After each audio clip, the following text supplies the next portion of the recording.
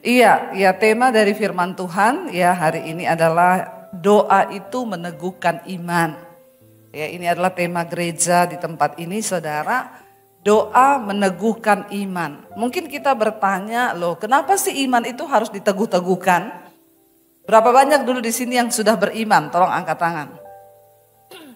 Yang sudah beriman, ya, puji Tuhan. Semua beriman dong. Kalau enggak beriman kan pulang aja ya. Enggak ada di sini.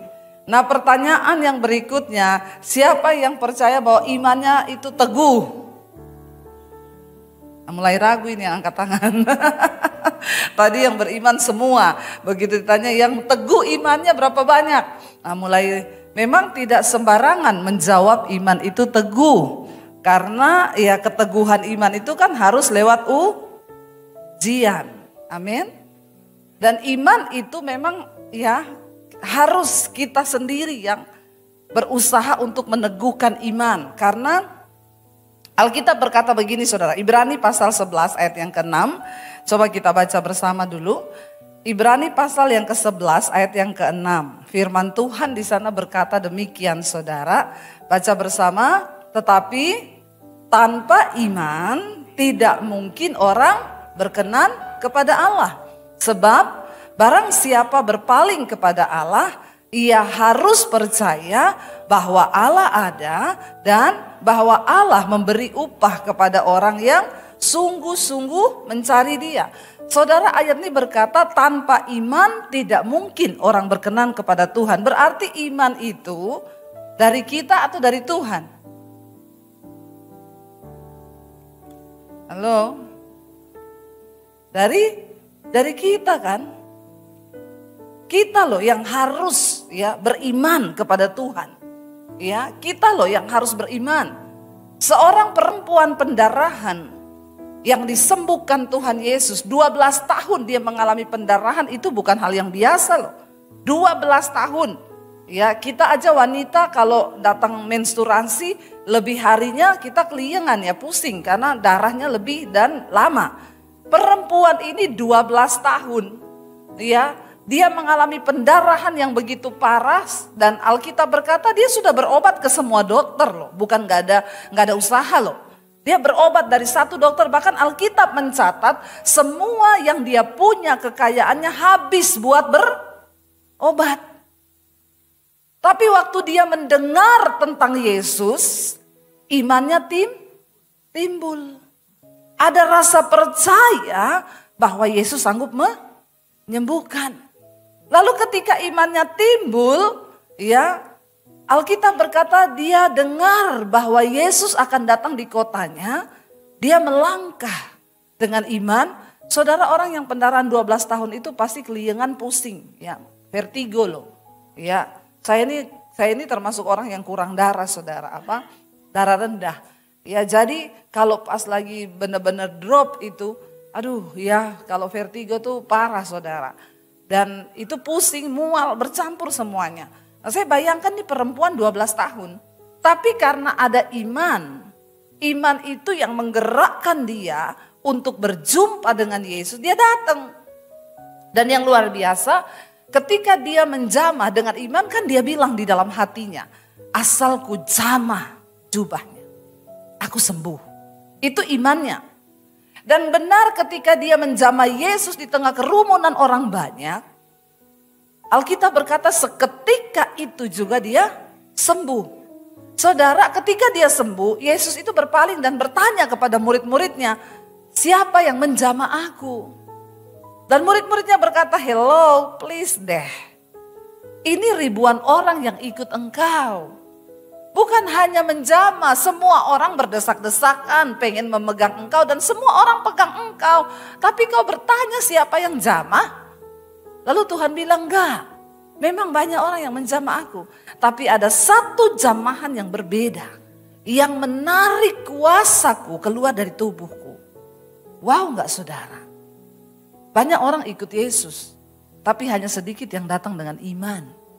Makanya hanya sedikit yang mengalami mujizat. Tidak semua orang Kristen mengalami mujizat.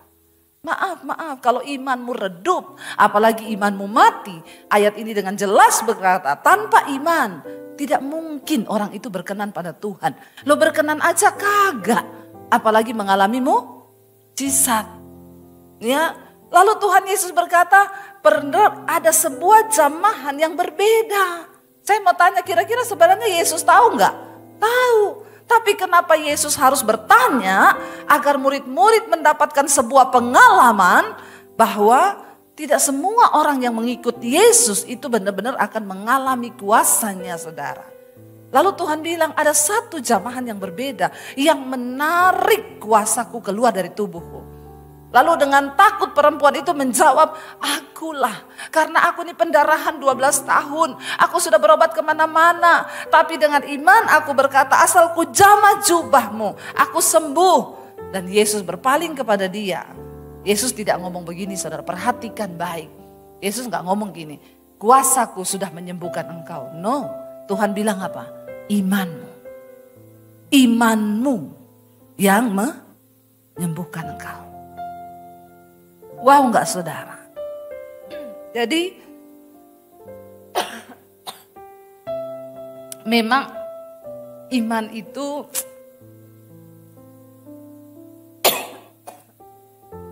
saya terlalu bersemangat.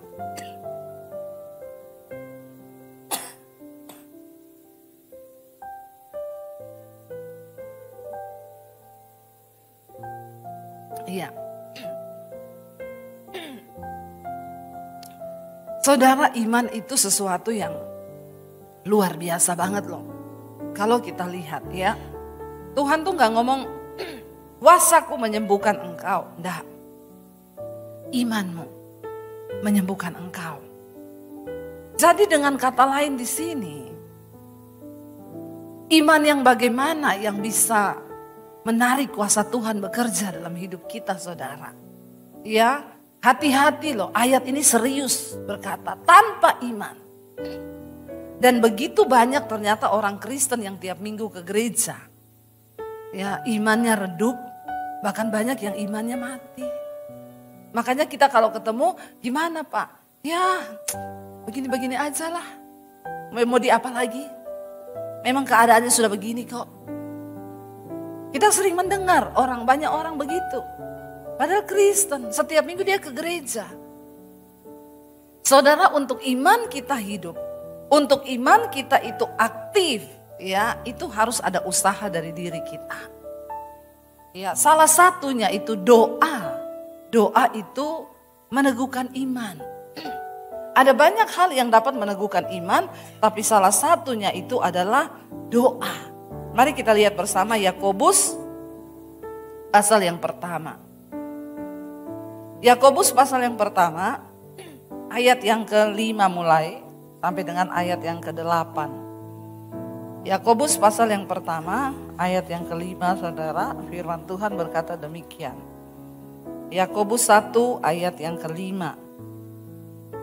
Baca bersama 1, 2, 3. Tetapi apabila di antara kamu ada yang kekurangan hikmat, hendaklah ia memintakannya kepada Allah, yang memberikan kepada semua orang dengan murah hati dan dengan tidak membangkit-bangkit, maka hal itu akan diberikan kepadanya. Ayat 6, hendaklah ia memintanya dalam iman dan sama sekali jangan bimbang. Sebab orang yang bimbang sama dengan gelombang laut yang diombang-ambingkan kian kemari oleh angin. Orang yang demikian janganlah mengira bahwa ia akan menerima sesuatu dari Tuhan. Lalu baca ayat selanjutnya. Sebab orang yang mendua hati tidak akan tenang hidupnya. Saudara, ya, kalau kita lihat ayat 5 tadi dikatakan, jika ada di antara kita, ini kan tentang hikmat ya, yang kekurangan hikmat. Coba diganti ya, kekurangan apa saudara hari ini? Uang ya, langsung ada yang jawab uang. Ya, jika ada di antara kamu yang kekurangan uang, tadi kan kesaksiannya Pak Halim ya. Tadi kesaksiannya kan sama toh, pas COVID ya, deg-degan, gaji staf harus dibayar, Padahal dari pemerintah nggak tahu ada turun atau tidak. Ya bahkan tadi sudah beli lelangan, saya waktu itu diminta lukisan saya Pak. Tapi kebetulan saya belum melukis hari-hari ini ya. Ya diminta ya Bapak dengan iman kan mau membeli satu karya seni untuk uangnya dipakai buat pembangunan. Ya padahal ya Pak Halim tadi bilang ya uang segitu ya mungkin ada tapi kan itu masuk di luar cadangan yang lain kan.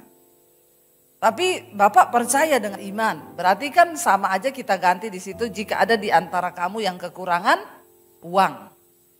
Banyak orang itu saudara kalau mendengar khotbah gini, saya lihat khotbah-khotbah saya itu ditayangkan di Instagram, di YouTube, ya enak aja loh. Utang kok minta Tuhan turut bekerja. Ya makanya kau tidak pernah mengalami mujizat. Karena kau tidak percaya bahwa Tuhan itu sanggup. Saya kan sering bersaksi, dulu saya dikejar debt collector. Ya, saya pernah rasakan dikejar debt collector saudara. Bukan karena saya nggak mau bayar utang. Memang tidak ada duit buat bayar. Bukan saya memang sengaja ngutang supaya saya nggak bayar. Bukan, memang Tuhan izinkan. Ya, lancar-lancar tiba-tiba terjadi sesuatu. Hidup ini kan berjalan, kita nggak pernah tahu apa yang akan terjadi ke depan kan. Tiba-tiba saya nggak bisa bayar, ya nggak bisa bayar waktu itu nggak ada pelayanan, ya dikejar debt collector, ya pintu pagar saya ditendang saudara, dimaki-maki saya, ya saya tidak menghubungi orang tua saya tidak menghubungi mertua saya tidak menghubungi ipar saya duduk berdoa di kaki Tuhan, ya secara manusia. Kita mungkin berpikir, bisa nggak sih Tuhan menjawab? Bagaimana mungkin Tuhan menjawab?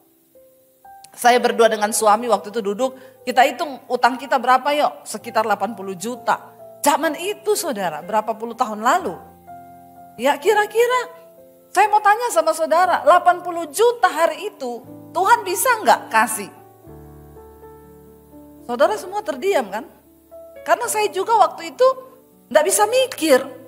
Nggak bisa mikir uang 80 juta berapa puluh tahun lalu itu bagaimana bisa Tuhan kirim. Tapi bagian kita memang iman itu sesuatu yang tidak gampang untuk dipercaya. Namanya aja iman itu dasar dari segala sesuatu yang kita harapkan. Dan bukti dari segala sesuatu yang tidak kita lihat. Di dalam iman ada dua aspek yaitu harapan dan bukti. Saya mau tanya harapan sudah terlihat belum? Namanya juga masih ya berharap. Tapi kita bersyukur punya Tuhan yang tidak PHP. Toh? Kalau orang kan PHP atau pemberi harapan palsu. Tapi kan Tuhan harapannya tidak palsu. Ya, jadi iman itu ada harapan tapi juga ada bukti bahwa engkau sudah menerima. Makanya tidak gampang beriman. Dan tidak semua orang itu memang mau meneguhkan imannya. Karena manusia itu suka yang masuk akal. Sementara Tuhan itu seringkali tidak masuk akal. Dan iman itu tidak masuk akal. Kami berdua hitung semua utang kami bentangkan di meja. Lalu kami berdua hitung 80 juta uang dari mana? Tidak mungkin saudara. Kita punya rekening 6 juta aja habis tiba-tiba mau ambil saldo minta maaf. Ya, padahal itu nggak hari lebaran loh. Terjadi di hidup kami. Kami duduk di kaki Tuhan, kami tidak tahu bagaimana caranya. Hanya dengan iman kami percaya engkau berjanji Allahku akan mencukupi segala kebutuhanku menurut kekayaan dan kemuliaannya. Amin. Tapi kita kan tidak tahu. Saya juga tidak ngomong-ngomong ke orang-orang. Ya udah kita duduk berdoa. Tiba-tiba ada satu ibu saudara, Bu Debi, saya pengen, maaf ya, saya di sini kayak beginilah khotbah saya ya. Siapa suruh undang saya? Saya yakin kalau Pak Julius pasti nggak marah-marah ya. Sama saudara itu kalem, lembut ya. Saya ini orang Sulawesi. Suami saya Solo, tapi saya Sulawesi. Jadi Solo ada wesinya. Berarti keras saudara. Ya, kalau dengar firman tuh langsung cepet amin gitu loh. Karena bagaimana respon saudara terhadap firman Tuhan, seperti itulah firman akan bekerja di dalam hidupmu. Amin. Amin dong, jangan pendeta udah bersemangat sampai batuk-batuk lagi. Jemaat cuma Ya, sampai ditanya, ada amin? Lagi kencing bu. Karena enggak ada amin saudara ya. Saudara benar-benar itu terjadi loh. Secara nalar kan enggak masuk akal toh. Tapi Tuhan itu suka bikin yang tidak masuk akal. Kalau engkau enggak beriman, salahmu sendiri. Salahmu dewe. Makanya engkau enggak pernah ngalamin yang tidak masuk akal. Karena kau malas beriman. Memang untuk beriman tuh butuh energi. Ya, butuh kekuatan, percaya yang tidak ada menjadi ada. Loh saudara kan baca di Alkitab banyak kisah-kisah mujizat. Heran kalau orang Kristen tuh nggak percaya dan tidak mau melibatkan Tuhan. Tiba-tiba ibu itu telepon, bu saya pengen ketemu ibu. Kami ketemu, dia bilang, saya nggak tahu bu, tapi Tuhan suruh saya. Tuhan suruh saya ketemu ibu. Dan Tuhan suruh saya memberkati ibu. Dengan uang 100 juta. Oh, enggak wow lagi toh. Malah melongo. Melongonya masih bertanya gini, tenan apa ora ya? Tenan iki, tenan. Beneran. Ya. Loh 100 juta loh. Utang saya berapa tadi? Berarti masih sisa berapa? Masuk akal enggak? Tapi terjadi enggak? Loh seorang jandanya Nabi datang kepada Elia, saya ini loh dikejar-kejar orang utang. Suamiku sudah mati dan anakku sudah mau diambil menjadi budak. Lalu Elia tanya, kau punya apa di rumah? Enggak punya apa-apa. Mungkin kalau dia jawab, punya kulkas, TV, ya jual dulu TV dan kulkasmu itu buat bayar utang toh. Tapi dia jawab apa, tidak punya apa-apa, cuma punya buli tempat minyak. Masuk akal enggak saudara? Lalu Elia bilang, masuk kamar tutup pintu. Pinjem buli-buli dari tetanggamu, jangan sedikit ya, pinjem. Dia pinjem sesuai kapasitas imannya. Ya, kalau dia pinjem 8, ya 8. Tapi kan masalahnya dia belum tahu dulu ini buli-buli buat apa toh. Kalau Elia kasih tahu, nanti buli-buli itu akan terisi minyak. Dia pinjam pasti satu RT punya semua dia bawa toh. Masalahnya itu Tuhan gak kasih tahu dulu toh. Tuhan mau lihat imanmu. Karena iman itu sesuatu yang belum terlihat. Tapi kau percaya. Ya mungkin dia sambil pinjam buli-buli itu dalam hatinya mikir, buat apa ya suruh pinjam buli-buli, jangan terlalu sedikit, buat apa ya. Tapi dia lakukan, ya. Lalu dia bilang masuk kamar, ya. Lalu kamu tuang minyak yang sisa di anumu itu tuang terus ya. Dituang ternyata penuh, digeser penuh, sampai dia bilang lagi, enggak ada mak. Mungkin dia bilang sama anaknya, lagian kamu tadi kenapa nggak pinjam Pak Lurah punya, Pak RT punya, semua kayak kamu pinjam, habis mak. Entek saudara, ya kapasitas imannya segitu. Tapi akhirnya ketika penuh, lalu Elia bilang, jual, bayar utangmu. Dan hiduplah dari sisanya. Masih ada sisa enggak? Ada loh, Tuhan itu berkati selalu ada sisa loh. Pak Halim, sisanya banyak toh? Banyak sisanya toh? Bisa dibagi enggak Pak? Ya emoh ya, suruh beriman sendiri ya Pak ya. Beriman dewe-dewe saudara. Supaya kita mengalami Tuhan. Masalahnya banyak orang itu percaya Tuhan. Tapi tidak percaya kuasa Tuhan. Ya, tidak percaya kuasa Tuhan. Dikatakan di sana, kalau ada di antara kamu yang kekurangan apa? Hikmat, kekurangan uang, kekurangan kesehatan. Banyak orang itu ngomong sama Tuhan mau bicara uang. Loh libatkan Tuhan dalam keuanganmu. Banyak perkara uang yang Tuhan lakukan di dalam Alkitab. Ya, ketika murid-muridnya juga nggak punya uang, mereka mancing keluar uang dari mulut ikan. Itu masuk akal nggak saudara? Tidak masuk akal juga toh. Masa sih ikan tiba-tiba ada uang di dalam ikan itu? Ya, habis ini semua langsung pergi mancing ya. Tapi dari situ kan kita lihat toh, berarti Tuhan itu ada-ada aja cara kerjanya kan. Yang memang yang enggak masuk akal. Di tengah masa pandemi, saya dan suami Saudara, uang kami itu di bawah 10 juta, bertahan 2 tahun, bagaimana caranya? Coba saya mau tanya, di bawah 10 juta loh. Saya belum kenal Pak Halim, belum kenal Pak Julius. Kalau udah kenal bisa Pak pinjam duit dong ya. Pinjam 100 dulu Pak, biar tali silaturahmi tetap terjaga. Sekarang kan banyak orang pinjam 100 dulu toh. Saudara, ya kita nggak tahu mau bertahan hidup bagaimana dengan uang di bawah 10 juta, anak 3, pandemi datang, pelayanan berhenti. Dan saya dan suami itu, Pak Halim masih bisa berharap ada gaji dari pemerintah. Saya dan suami ternyata kami ini terlalu berani percaya sama Tuhan. Kita ini ternyata enggak ada gaji bulanan. Loh kita ini enggak full time di satu gereja. Ya kayak tadi Bapak bilang penginjil lepas kita Pak, bebas. Tapi juga ya memang gajinya juga terjun bebas. Memang harus pakai iman. Jadi penginjil bebas itu enggak gampang saudara. Ya gajinya itu harus pakai iman memang. Makanya kita ini enggak bisa kredit rumah, cicil rumah itu enggak bisa. Bang selalu tanya, ibu ada penghasilan? Ada. Dari mana? Dari sorga. Lah berarti slip gajinya bu. Kalau slip gaji ya namanya juga dari sorga, slip gajinya dengan iman mas. Oh jadi enggak ada, ya dengan iman. Kata masnya, maaf ya bu, bang belum terima slip gaji dengan iman. Karena kebetulan bos kami tidak beriman. Jadi enggak bisa. Jadi kami ini ditolak, enggak bisa kredit, enggak bisa apa. Karena enggak punya slip. Lah disitulah kita pakai iman.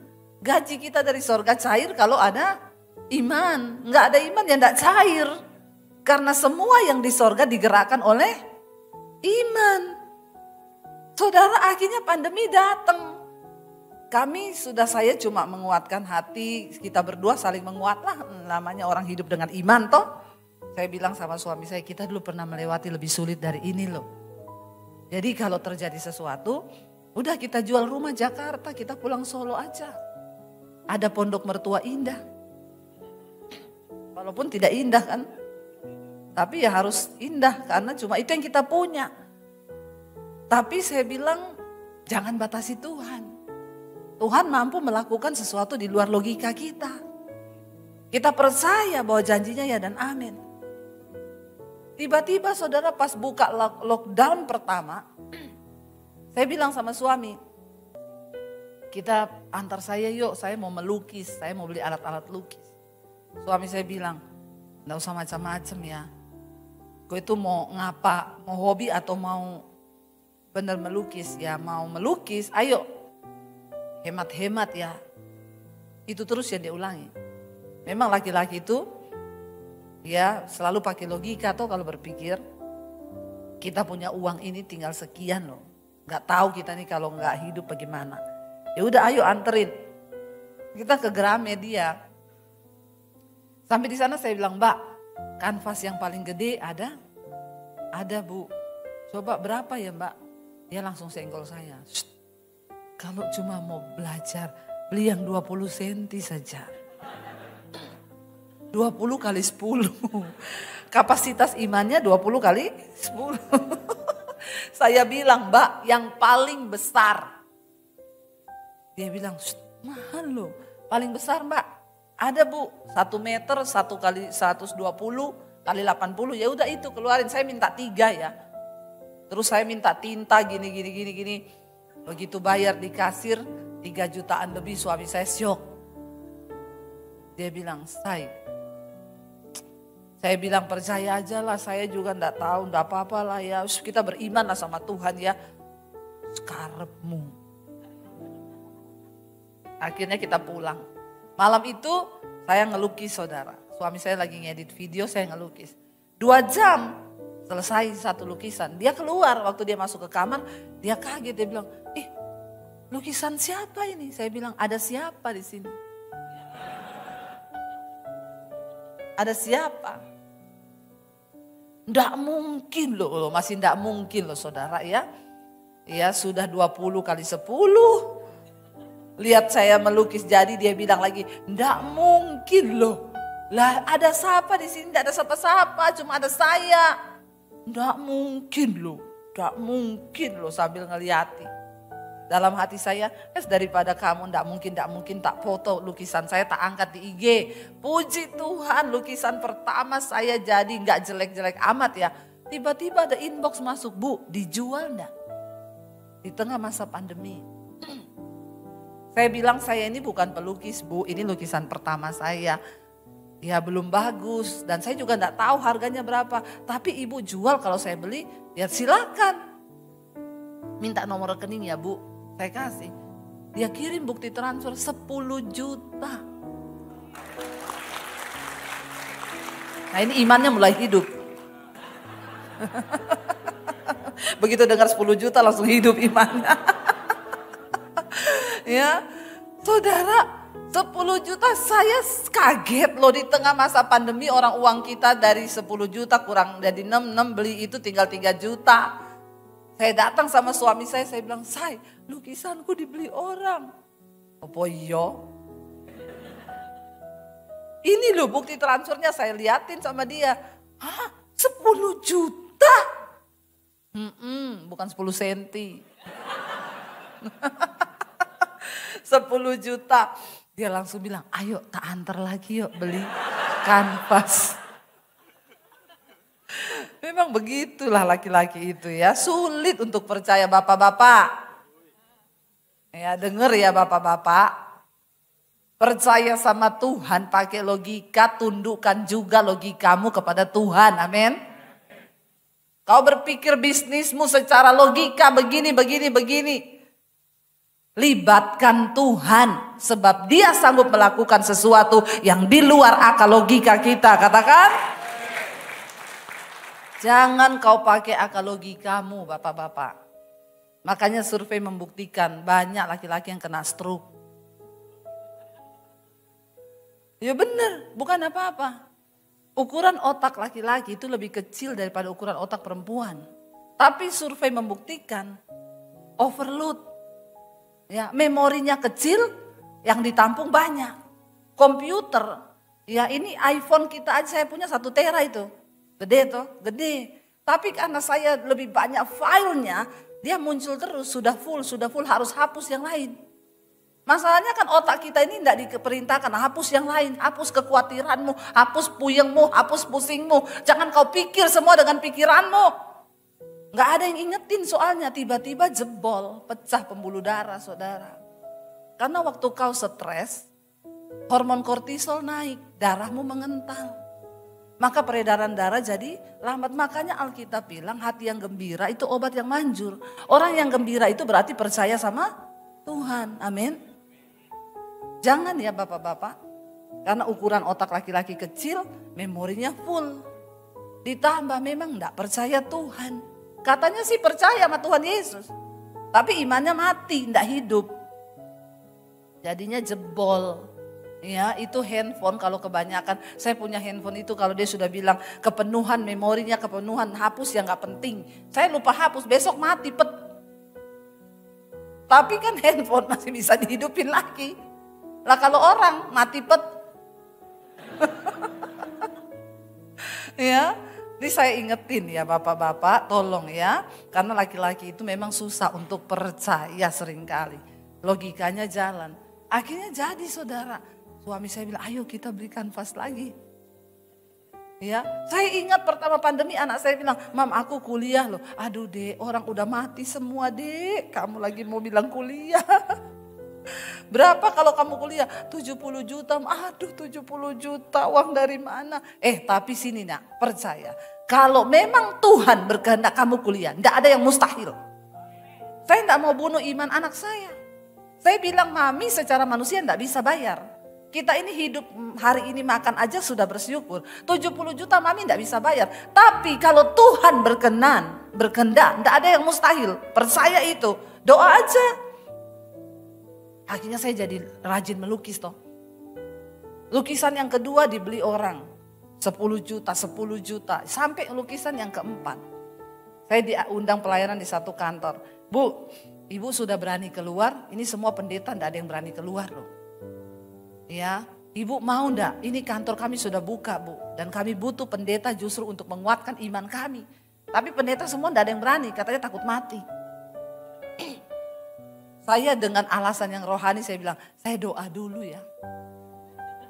Itu kan alasan paling rohani padahal. Ini saya sampai jam berapa ya? 7 menit lagi ya. Itu waktunya ada 7 menit lagi.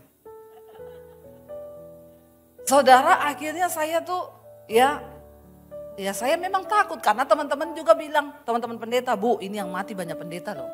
Jangan keluar-keluar. Ini baru lockdown pertama buka, ini virus nggak tahu nih.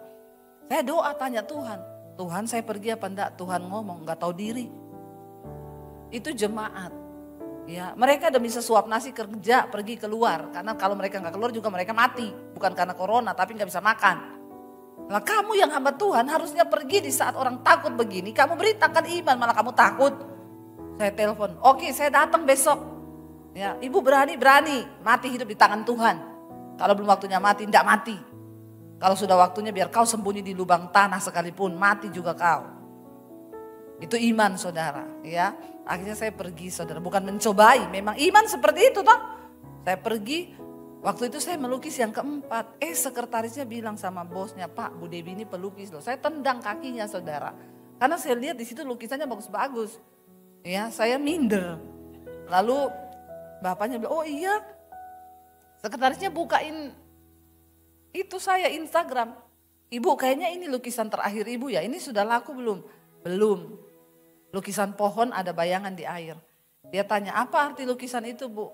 Artinya gini Pak, seindah apapun kehidupan orang, selalu ada bayangan masa lalu kita di mana Tuhan pernah bekerja di sana sehingga kita jadi seperti yang hari ini. Wah bagus banget ya Bu, boleh nggak saya beli? Ya boleh Pak, silakan aja. Berapa? Terserah aja. Ya udah saya rapiin dulu ya. Udah berapa hari saya sudah rapiin, pas kasih frame. Sudah Pak, oh ya sopir saya biar ambil ya Bu. Malam itu dia kirim bukti transfer, saya buka 70 juta.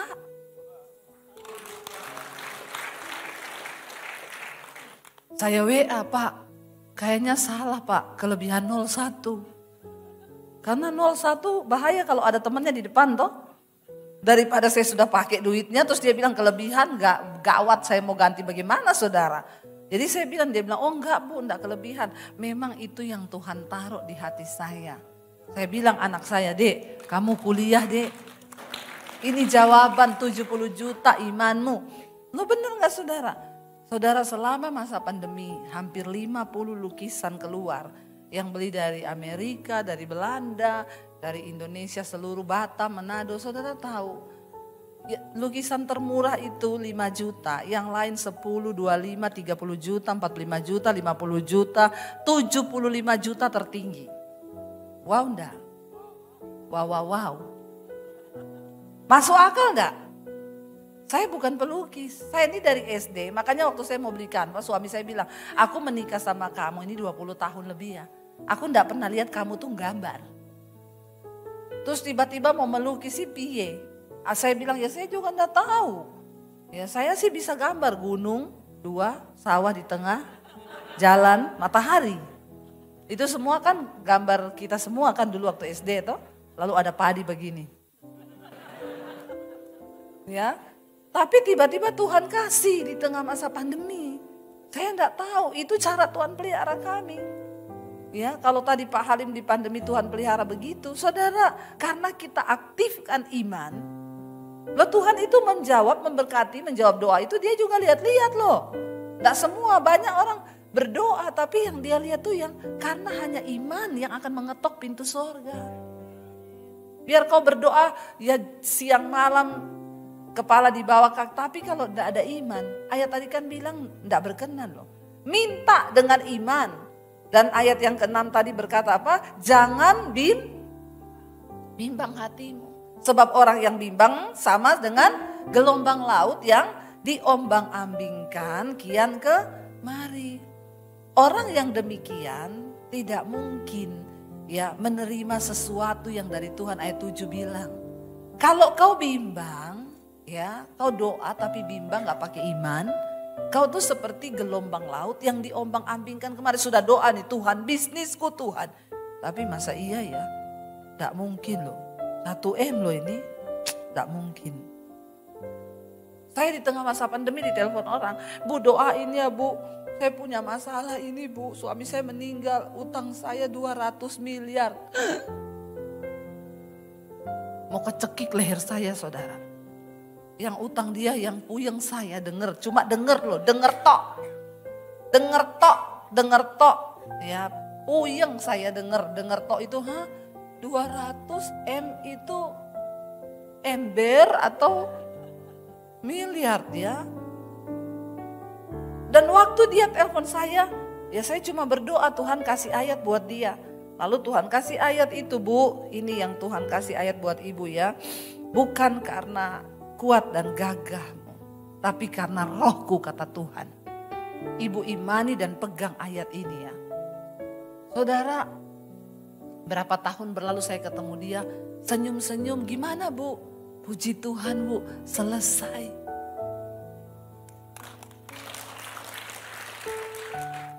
Padahal kita mikir aja, meledak gak otak kita? Meledak mikir 200 M itu uang loh. Makanya gak usah dipikir, berserah aja sama Tuhan. Utang jangan dipikir tapi dibayar. Ya, berat saudara, tapi itu Tuhan. Ya, jadi kalau saya tanya Bu, udah selesai gimana? Ih Tuhan Bu, ajaib. Ada jalan ini dia buka, jalan itu dia buka, jalan ini. Dan sekarang dia udah senyum-senyum. Terlewati loh. Saudara, semua masalah itu ada time limitnya. Dan iman bisa mempercepat time limit itu. Amin. Jangan tak percaya ya, saya kalau ngomong gintar dipikir saya orang gila yang memprovokasi jemaat. Kalau orang dengar itu pendeta ya, karena saya ngalami. Makanya saya bisa cerita, kalau saya nggak ngalami saya nggak bisa cerita sama saudara. Karena saya nanti sambil khotbah sambil Salah satu penghalang terbesar adalah ketidakpercayaan. Ya, ketidakpercayaan kita itu membatasi Tuhan. Yesus nggak bisa lakukan mujizat di tempat orang yang nggak percaya. Ya, karena iman itu turut bekerja untuk melihat kuasa Tuhan terjadi. Bukannya Yesus nggak bisa, dia nggak mau saudara. Ngapain orang nggak percaya kok? Ya, tapi ketika engkau mempercayai Tuhan, kenapa saya bisa percaya sungguh sama Tuhan? Saya ini keluar dari rumah, saudara kan udah dengar kesaksian saya kan? Semua sudah dengar kan? Belum ya? Yang belum subscribe channel YouTube saya berapa banyak? Ya, tolong subscribe Debbie Basjir TV ya. Jangan lupa share dan komen. Saya ini menerima Tuhan Yesus tahun 95. Papi saya haji, kakek saya ustadz. Saya mau bunuh diri 96. Saya berdoa, Tuhan di mana engkau, siapa engkau yang menciptakan saya? Aku enggak tanya agama Tuhan, tapi aku pengen ketemu Tuhan yang benar. Dan Tuhan datangi saya secara pribadi. Tahun 96 saya ketemu Tuhan Yesus secara pribadi. Dan itu yang mengubah hidup saya. Saya berbalik dan saya mulai mengikuti Tuhan. Saya bersyukur saat saya percaya Tuhan Yesus itu. Saya kan enggak bisa bebas ke gereja. Ya, memang enggak boleh, berani ketahuan papi saya punya pedang panjang 1,5 meter di bawah kolong tempat tidur. Dia punya pistol. Jadi saya sangat ketakutan. Jadi saya bertumbuh dalam iman tuh di rumah. Lewat pembacaan firman Tuhan. Karena Alkitab berkata iman itu bertumbuh lewat aniaya dan pembacaan firman Tuhan. Makanya kalau saudara itu kurang dianiaya ya kurang beriman sih. Saya doakan supaya teraniaya. Aniaya itu kan bukan cuma mau dibunuh toh. Saudara difitnah orang itu aniaya, bersyukur. Karena doa orang teraniaya itu didengar Tuhan. Mau doanya didengar? Sering-seringlah Lo kan begitu toh, cuma diputar-putar kan. Harus begitu, percaya ya. Makanya suami, kau jangan sering-sering aniaya istrimu. Kalau dia teraniaya dia berdoa Tuhan dengar loh. Hati-hati ya. Dia cuma bilang Tuhan, suamiku itu loh Tuhan. Hajar Tuhan, habis bapak-bapak. Kalau dihajar Tuhan bahaya. Ya, iya betul. Saya tuh ngomong sama jemaat gitu, kalau ada jemaat yang, Bu, suamiku itu loh enggak bertobat. Ibu berdoa, sudah, doamu bagaimana? Tuhan, jamah suamiku. Jangan berdoa begitu, Bu. Apa, Bu? Tuhan, hajar suamiku. Terus boleh emang? Boleh. Nanti kalau suami saya marah, suruh dia hubungi saya.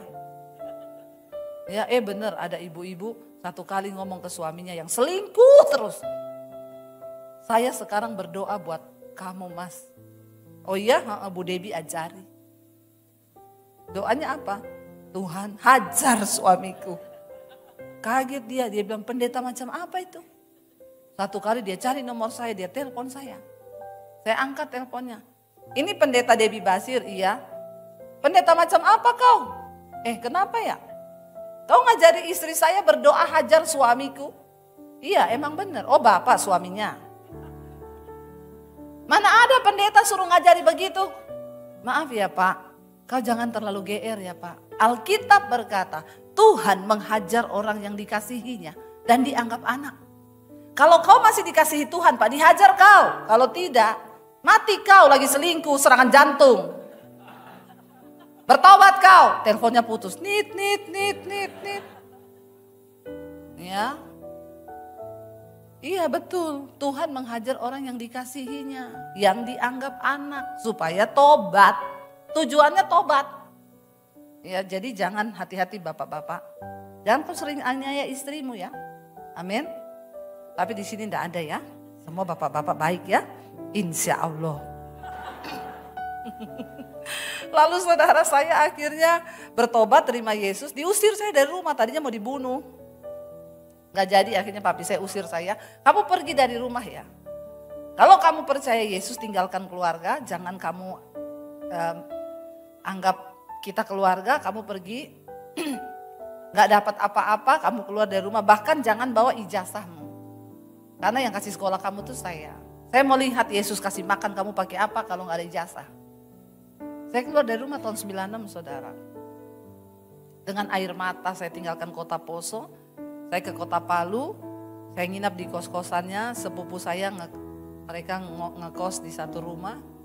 Untuk bisa dapat makan, saya tinggal di situ, saya nyapu, nyuci, ngepel, masak di kos-kosan itu. Ya, jadi pembantu untuk numpang makan dan numpang tinggal. Air mata bercucuran, iblis ngomong goblok ikut Yesus kok jadi pembantu. Pulang ke keluargamu, bajumu dicuciin pembantu di sana. Saya bilang tidak iblis, aku telah dibeli dan hargaku lunas dibayar. Dan hidupku yang aku miliki sekarang adalah milik Kristus, bukan milikku lagi. Saya ikut Tuhan pakai iman, pakai dengkul. Tidak ada uang 1 sen pun. Tapi akhirnya sampai hari ini, saya melihat Tuhan pelihara, sudah selesai waktunya ya. Iya. Saudara, dan saya melihat bagaimana Tuhan bekerja.